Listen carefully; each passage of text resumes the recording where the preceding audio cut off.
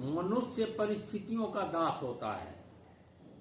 जैसी परिस्थिति ऐसा आता है ना, वैसा ही इंसान चेंजिंग हो जाता है। एक छोटा सा कहानी आपको बता रहा हूं। एक पंडित जी थे, वो बेचारे कमाने के लिए गए बाहर।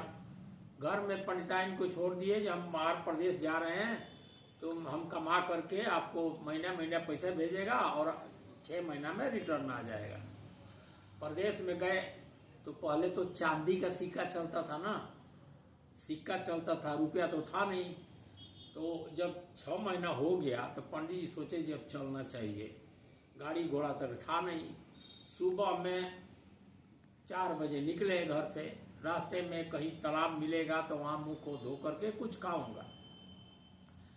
आते आते रास्ते में एक तालाब मिला, तालाब के किनारे सोचे जी मुंह धो ले, तो वहां गए तो एक बाबा जी बैठे थे, साधु।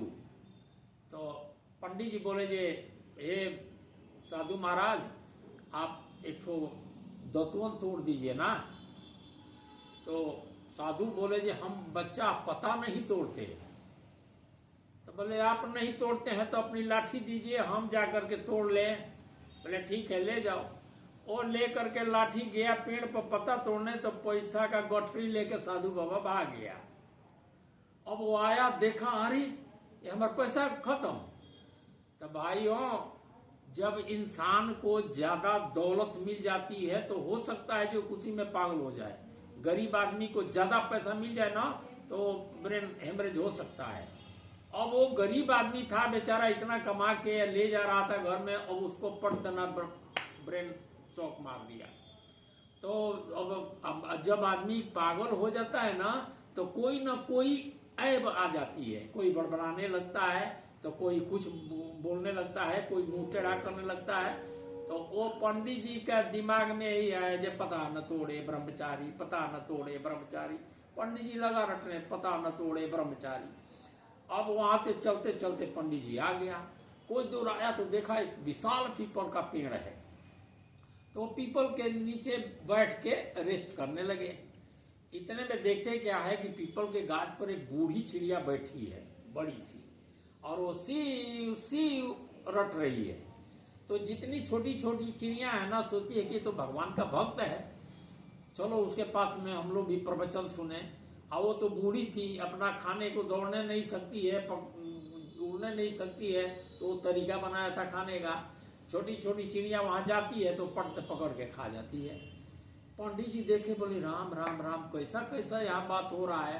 तो लगे एक और जोड़ने, जो शिव शिव कहे चोंचधारी, पता न तोड़े ब्रह्मचारी, शिव शिव कहे चोंचधारी, पता न तोड़े ब्रह्मचारी, शिव शिव कहे चोंचधारी। वहां से करते करते पंडित जी चल गए। जाकर के एक मठिया मिला, वो मठ में जाकर के पंडित जी एक कोने में बैठ गए।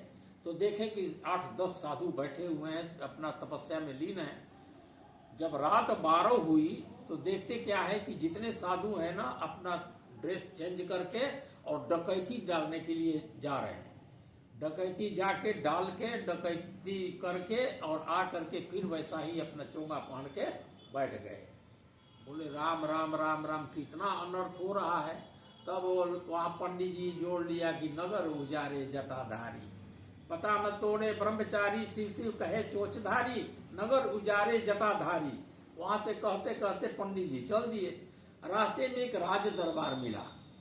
तो पंडित जी जैसे राज दरबार में ढूंढते हैं तो देखते क्या है कि वहां राजा की लड़की है ना, वो सही एक घोड़े का जो सहीस होता है ना, उससे प्रेम किया था। तो लड़की को आने में देर हुआ। सहीस देख बोला, हरमजादी तुम इतना देर, तुम्हारा कब से इंतजार कर रहे हैं। मारा उठा के चाबुक लड़की को। लड़की वहां से पटकना गिर के बेहोश हो गई और सहीस भाग गया। पंडित जी देख रहे थे।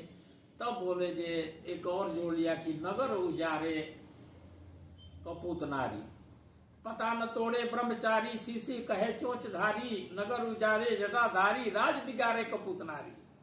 ये चारों रटते रटते वहीं पर घूम रहे हैं। इतने में लड़की बेहोश हुई। राजा का सिपाही सब आया, देखा जी पागल यही मारा है, इसको पकड़ के राजा के पास ले गया। राजा पूछता है जो बताओ क्या है। बोला जे खाली ये चारों बकता है। तब राजा सोचा चालाक था, बोला जरूर इसको कोई सदमा लगा है। तो बोला जे पंडित जी आप चारों का अर्थ बताएगा ना तो इतना रुपया देगा। जब रुपया का नाम सुना तो उसका ब्रेन में आया, बोले यहाँ गया तो ऐसे देखा, तो देखा साधु का छल देखा, तो वही बोलता है जे पता न तोड़े ब्रह्मचारी। दूसरा आया पीपल के गाछ के नीचे देखा चिड़िया खाने का क्या उपाय बना रही है, तो उसको हम बोलते हैं कि शिव शिव कहे चोंचधारी। इसके बाद में जब आया अपना मठ में तो देखा जे सब डकैती करके आगे से बैठ गए, तो वही बोलते हैं कि नगर उजारे जटाधारी। आपके राज में आया तो देखा आपका लड़की से प्रेम करता था, सही मारा चाबुक, मार के वो भाग गया, तो वही बोलते हैं जे राज बिगाड़े कपूत नारी। कितना ही बड़ा राज्य हो, अगर इसमें एक औरत अगर खराब हो गई तो राज का राज विध्वंस हो जाता है, उसको कोई नहीं बचा सकता। राजा देखा जी राम राम, कितना तो अच्छा जजमेंट दिया, पट देना सही, इसको पकड़ाया, पढ़ा कर उसको लेकर के फांसी पर चढ़ा दिया और इसको सारा धन दे करके और घर भेज दिया, उसका पगलपन ठीक हो गया। तो भैया कैसा लगा आप लोग अपना बताइएगा, अपना विचार अभिव्यक्त कीजिएगा और इसको लाइक कीजिएगा, शेयर कीजिएगा, मेरे चैनल को सब्सक्राइब कीजिएगा ताकि मैं आगे की बात सोच सकूं। धन्यवाद।